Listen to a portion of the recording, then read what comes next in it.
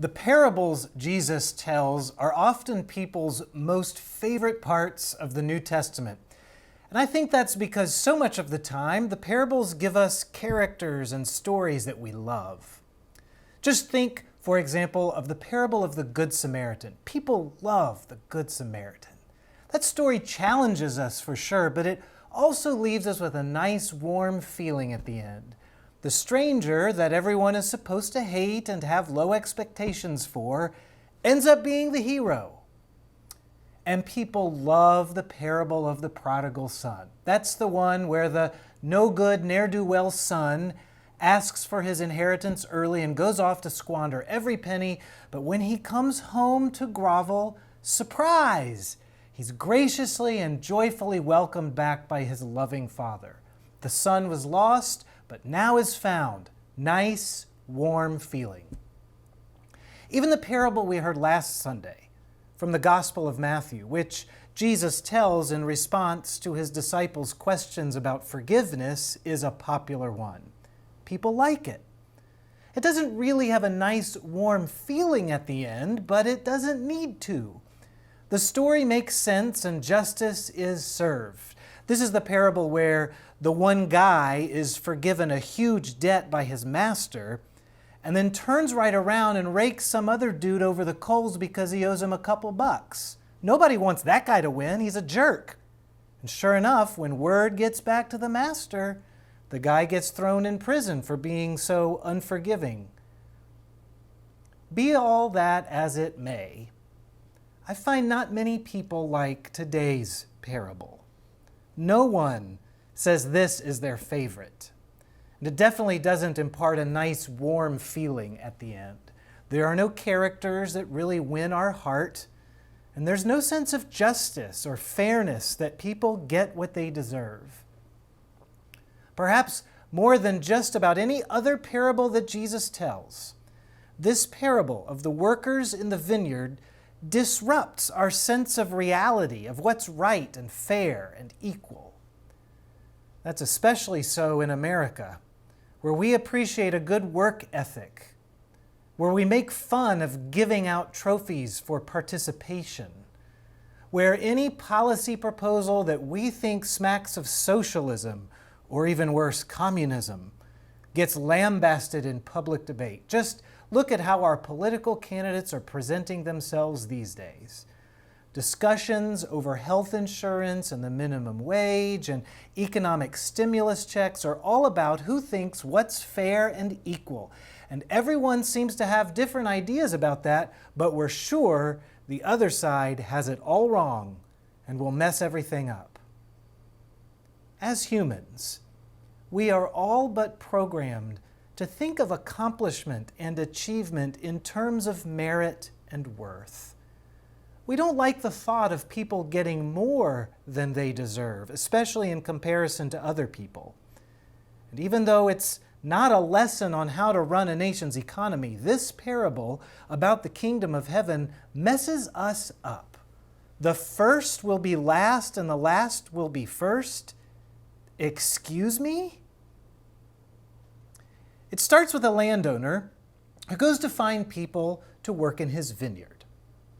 I lived in Cairo, Egypt for a while, and I remember there were certain street corners in the city where day laborers would wait with their tools for someone to come and hire them.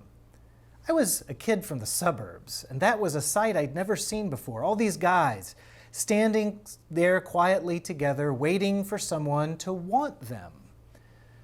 I imagine it to be a fairly precarious way to support yourself, much less a family.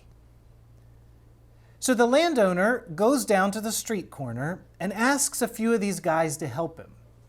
They're thankful to be selected, even though it will be backbreaking work, and he agrees to pay them whatever the going daily rate is. Okay, fine, makes sense. For whatever reason, maybe he misjudges the amount of work he has to get done, or maybe they're not working as quickly as he hoped. He goes out about 3 hours later and hires more.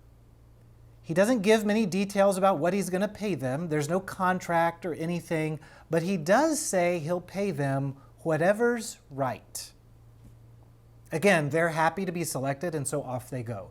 Well, this goes on and on almost all day until it's almost quitting time, when the landowner goes out one more time and finds a few guys who haven't gotten any work. They're still standing there, tools around their waist, faces looking long, realizing they'll be going home to their kids without any food that night. The landowner asks them why they're not working, and their response is sad to me, because no one has hired us. It's like they say, no one wants us. We feel unimportant, unvalued, worthless. And then the landowner asks them to go in too. And at this point, we like this landowner. And we're liking this parable. We're getting the feeling that he is more concerned with pulling people into his vineyard than he is with anything else. Good feelings are starting. But then the whistle blows. It's the end of the day, and the landowner has his manager pay everyone in the most interesting way. Those who had just barely broken a sweat because they came into the vineyard 1 hour before sundown get the full daily wage. And then, as the payout goes down the line, everyone gets the same thing. If he had some confidential payroll practices, things might go a little better. Hello, direct deposit.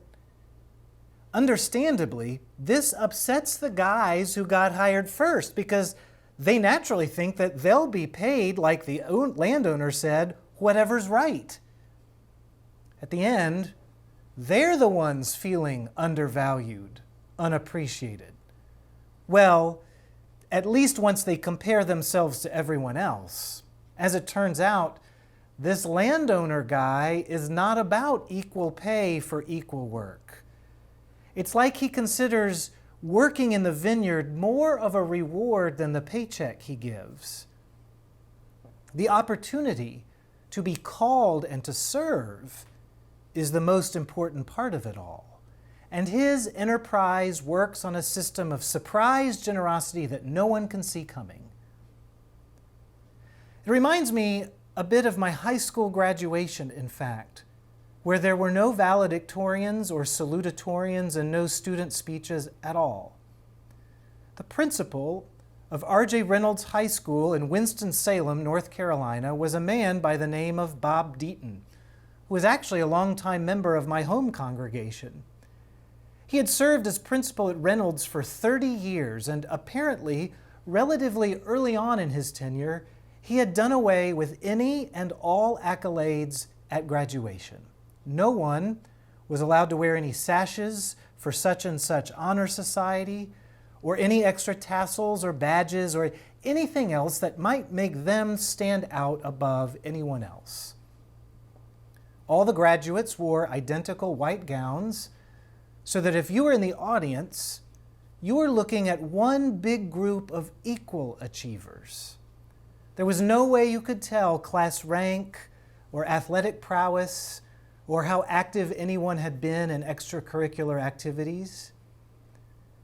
I thought all of this was normal, but I found out that Mr. Deaton's decision to do this was controversial at the time, and I think it would still be considered countercultural. But he was adamant that on graduation day, everyone look the same. Someone told me that it was the parents of the top achievers who initially didn't like it. In the eyes of the world, thought Deaton, a diploma was a diploma. The achievement was graduation itself, no matter how you'd gotten there. And that's what the principal wanted to communicate. So it is with the kingdom of heaven, Jesus says. God's gracious decision to include us in his kingdom does not operate on principles of capitalism or merit or any kind of do-goodery. Grace cannot be calculated or estimated, and it definitely doesn't work when we try to compare ourselves with others, if we start to think we or anyone else is more or less worthy of it. God is moved towards those who feel undervalued, who haven't been chosen, who stand through life wondering if they've got any worth. God wants people in the vineyard, in the kingdom. There are no ribbons or tassels or sashes there, no signs that anyone is more special or treasured, just the life that Jesus offers on the cross. That is a generosity that no one can see coming. And if that's what the kingdom of heaven is like, then the church bears the responsibility to proclaim and embody that as best it can with the resources it has been given. We take heed of the messages we're sending, both intentionally and unintentionally, and ask if those messages communicate God's grace in the same way as that vineyard. We look at the programs we run, our personal interactions and relationships here in our daily lives. We assess the use of our building spaces and church grounds and wonder, might certain people feel more valued here than others? Might there be ways to draw more people into the kingdom's work? What message are we sending when we do things this particular way? People are telling us that there is an increasing number of people in our culture, in our daily lives, for whom the gospel is new, for whom exposure to Christian community is not a given. How can congregations respond, especially congregations like you are in, that are made up of maybe to a large degree of people who are lifelong Christians?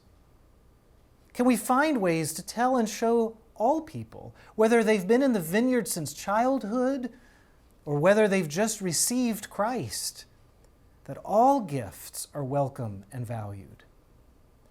Can we assure each person that there is a way to fit into the glorious work of the body of Christ, that here at church, as Paul says, we strive side by side with one mind for the faith of the gospel?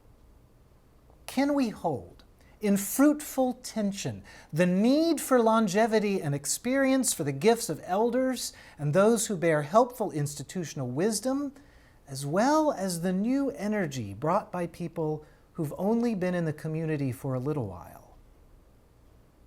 Can we remember, like Jonah in our first reading, that this God is generous and forgiving in ways that sometimes may make us uncomfortable and not make sense? It won't seem fair. It won't feel equal, but it will be what's right. Only those who've ever gone into the sacristy at the church I serve have probably ever seen that our altar care team has put up a helpful little sign to explain how much wine the communion assistants are supposed to pour into each little glass every Sunday. There's even a little sample glass, and someone has colored on it with magic marker up to a certain ideal fill line. I'm not sure where the need for this came from. Perhaps there were complaints that some people were getting too little wine on Sundays. Maybe some were getting too much. However it came to be, I'm kind of proud of that little sign. It's a good reminder that we're all equal at our church in a really important way. At the communion rail, at Jesus' holy meal, at the foot of the cross, each person, regardless of who they are and how useless they feel, even if they think we sing too many old-timey hymns or not enough of them, even if they feel they don't have the right clothes to be there or that we don't make folks feel welcome, every one of us is graciously called forth and given purpose for God. No, this may not always be people's favorite parable, but how can you really show preference when it comes to God's grace? There are no sashes here, no special ribbons or accolades. Maybe, from time to time, a nice warm feeling, but always a generosity you'll never see coming. Thanks be to God.